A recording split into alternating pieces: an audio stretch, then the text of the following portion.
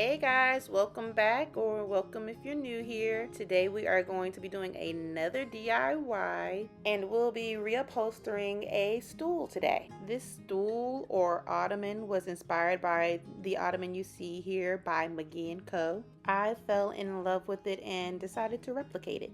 Alright, let's go ahead and get right into it and get to the supplies needed. They are also listed down below.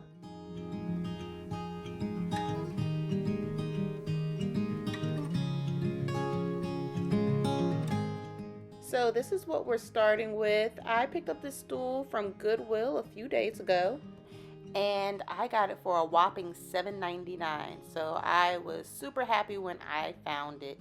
We're going to start off with taking the cushion off of the stool. So we just turned it over and are removing all of the screws. This is optional, but I decided to take this layer of fabric off.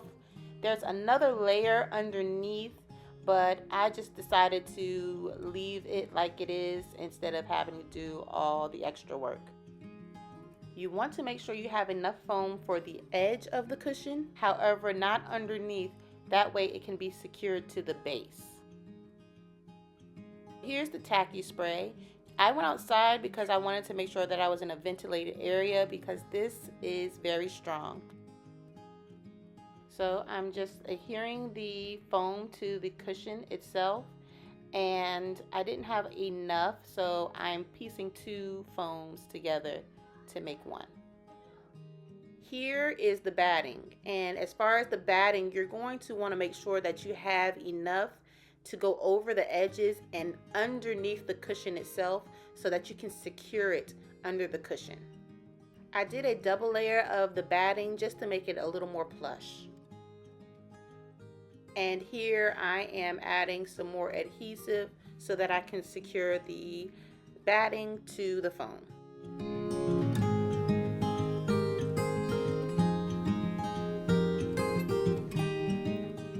After letting it sit outside for a while to air out, I brought it back in, and as you can see, I am securing the batting to the bottom of the cushion.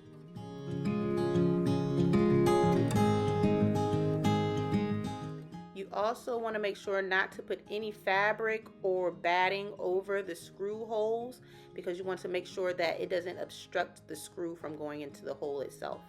Now we have to cut the fabric, and you're going to want to do the same thing for the fabric that you did for the batting, just enough to secure it to the bottom, but do not cover those screw holes. When you are stapling the fabric onto the cushion, you don't want to pull it too much because it can warp the pattern.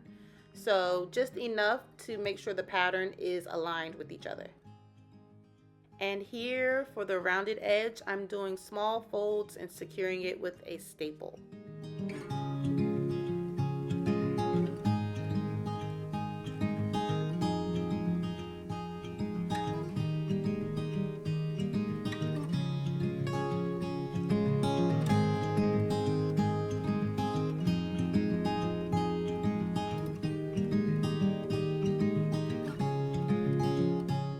Get any dust and or debris off of the base, that way you don't get your fabric dirty.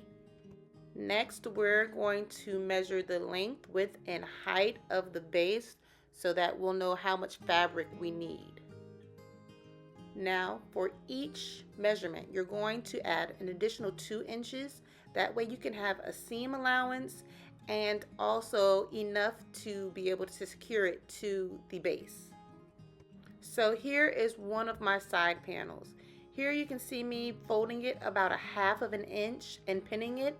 This is called the seam allowance.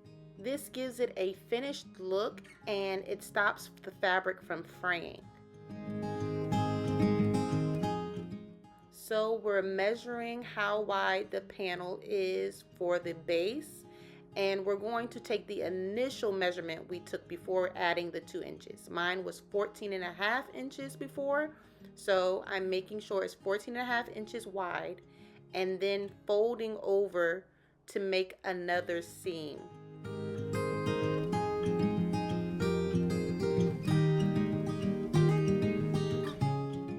we're going to go ahead and get started with the sewing, and we're going to start with a few stitches, and we'll hit the reverse button to do a few back stitches.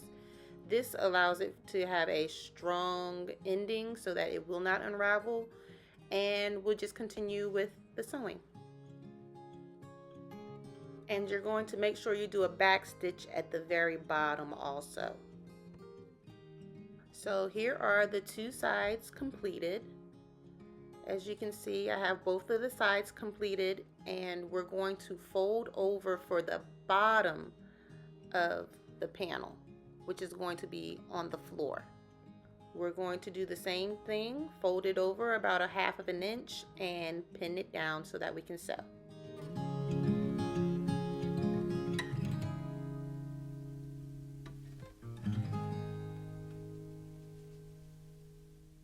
This panel is done. We're going to do the same thing for the other side panel and the front and back panel. This is called the piping cord, and the piping cord usually goes between the cushion and the base, as you can see here. So we're going to measure the outside perimeter of the base to get the measurement for how much piping we need. Now we do want to add an additional, I would probably say about 4 or 5 inches, just in case. So when you're done measuring the cord, you're going to get just as much fabric to be able to cover the cord. If the fabric is not long enough, don't worry, I'll show you what to do once you sew it. So here I am sewing it as close as I can to the piping cord, making sure I do my back stitches in the beginning. And here you can see that I am adding the extra fabric needed once I get the first half sewn together. So when I get the first half sewn together, I take another piece of fabric, fold it over, pin it, and then continue to sew. If you want to leave the legs exposed on the sides, you can, but I like to add additional fabric just so that you wouldn't be able to see the legs at all. So here I am measuring it out, seeing how wide I would like it, and cutting a section for each leg.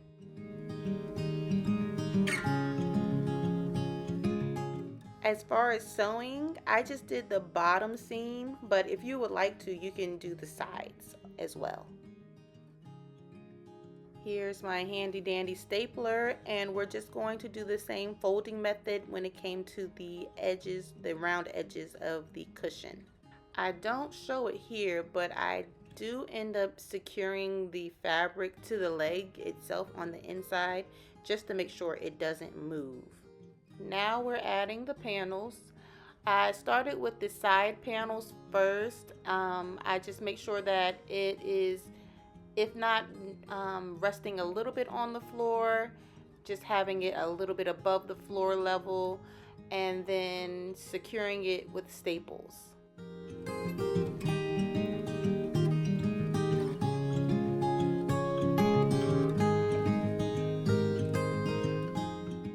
To add the piping, I did pretty much the same thing.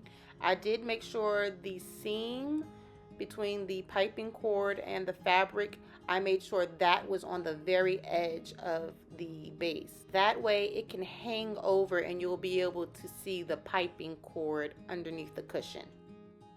The technique that I used for the corners was holding the fabric in place with the stapler and then moving the fabric around the corner with the other hand and securing it with a staple. This part was tricky, but with trial and error, I was able to get it.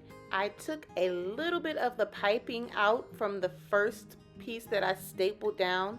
That way I can go ahead and feed the last piece in and just staple it in.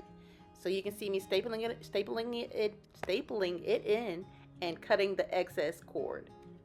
Now for the finale, we're just going to add the base to the cushion. So just place it back on, make sure you're over the holes, make sure there's no fabric or batting around the hole, and you'll be done.